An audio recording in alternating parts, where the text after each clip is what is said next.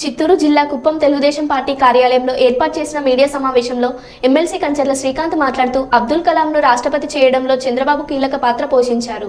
2014లో 3 పార్టీలు కలిసి పోటీ చేసి అఖండ విజయం సాధించింది. కొన్ని కారణాల వల్ల 2019లో కలిసి పోటీ చేయలేదు. అప్పుల ఆంధ్రప్రదేశ్గా వైసీపీ ప్రభుత్వం మార్చింది. టీడీపీ జనసేనతో బీజేపీ కలిసి వేలాడడాన్ని ప్రజలు స్వాగతిస్తున్నారని అన్నారు. వ్యాపారస్తుల వరకు అందరూ కూడా ఎన్నో రకాలైన ఇబ్బందులు పడుతున్నారు. ప్రమాణమి 12.5 లక్షల కోట్ల అప్పు చేశారు. ఈ రాష్ట్రాన్ని అప్పుల కుప్పగా, అప్పుల ఆంధ్రప్రదేశ్గా మార్చున్నారు. మళ్ళీ ఈ రాష్ట్రాన్ని బాగు చేసుకోవాలన్నా రేపు 2024లో అధికారంలోకి వచ్చిన తర్వాత కూడా కేంద్ర ప్రభుత్వ సహాయ సహకారాలు ఉండాలనేది, అలాగే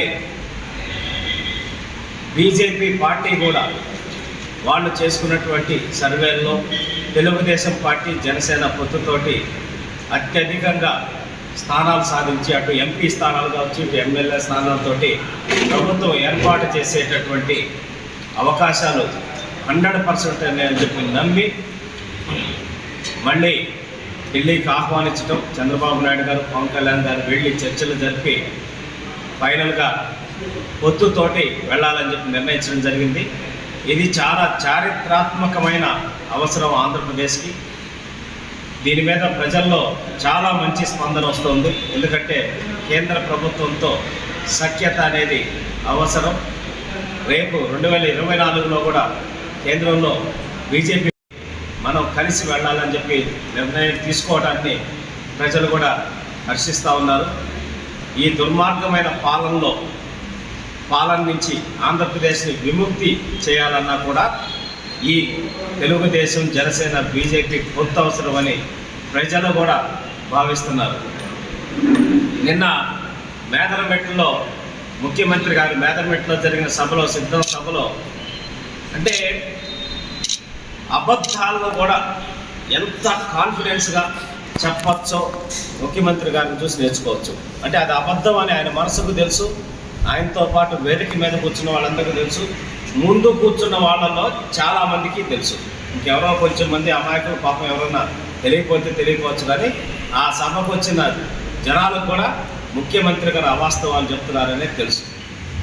అసలు మద్యం నిషేధించి ఓటు అడుగుతానని చెప్పిన వ్యక్తి, మద్యపాన నిషేధం చేసి 2024 ఎలక్షన్కి ఓటు అడుగుతానన్న వ్యక్తి మద్యం ఆదాయం ద్వారా రాష్ట్రాన్ని నడపడం, అలాగే 25 సంవత్సరాలకి మద్యం మీద వచ్చేటటువంటి ఆదాయాన్ని చూపించి 20,000 కోట్ల రూపాయలు అప్పు తీసుకురావటం, ఇవన్నీ చూస్తే ఇంతకన్నా దారుణమైన పనులు ఏ రాష్ట్ర ముఖ్యమంత్రి కూడా చేసి ఉండనిపిస్తూ ఉంది. అదీగాక సరే, ఆ మద్యం 12 నకిలీ కంపెనీలు, బినామీ కంపెనీలు పెట్టి అతి తక్కువ, అంటే విషం తాగినంత అంత సమానం ఆ స్పిరిట్ని ఈరోజు మీడియా సమావేశం ఏర్పాటు చేయడానికి ముఖ్య కారణం మీ అందరికీ తెలుసు.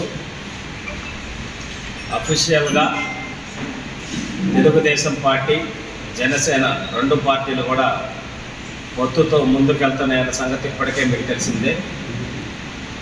సో అలాగే బీజేపీతో కూడా, కేంద్ర ప్రభుత్వంతో కూడా కలిసి 2024 ఎన్నికల్లో పోటీ చేయాలని చెప్పనేసి ఇరు పార్టీలు, అటు తెలుగుదేశం పార్టీ, జనసేన 2 కూడా బీజేపీ నాయకత్వంతో జరిగిన చర్చల్లో నిర్ణయం తీసుకోవడం జరిగింది. దాన్ని ఆల్రెడీ అఫీషియల్గా బీజేపీ, భారతీయ జనతా పార్టీ జాతీయ అధ్యక్షులు నడ్డా గారు అఫీషియల్గా లెటర్ రిలీజ్ చేయటం, తెలుగుదేశం పార్టీ మాకు పాత మిత్రులు అని చెప్పనేసి చెప్పటం, అప్పుడు వాజ్పేయి ప్రభుత్వంలో కూడా నారా చంద్రబాబు నాయుడు గారు కీలకమైన పాత్ర పోషించారు. ఎన్నో రకాలైన కొత్త విధానాల రూపకల్పనలో కానీ, అలాగే అబ్దుల్ కలాం గారిని ఒక మైనారిటీని రాష్ట్రపతిగా చేయటంలో కీలక పాత్ర వహించటం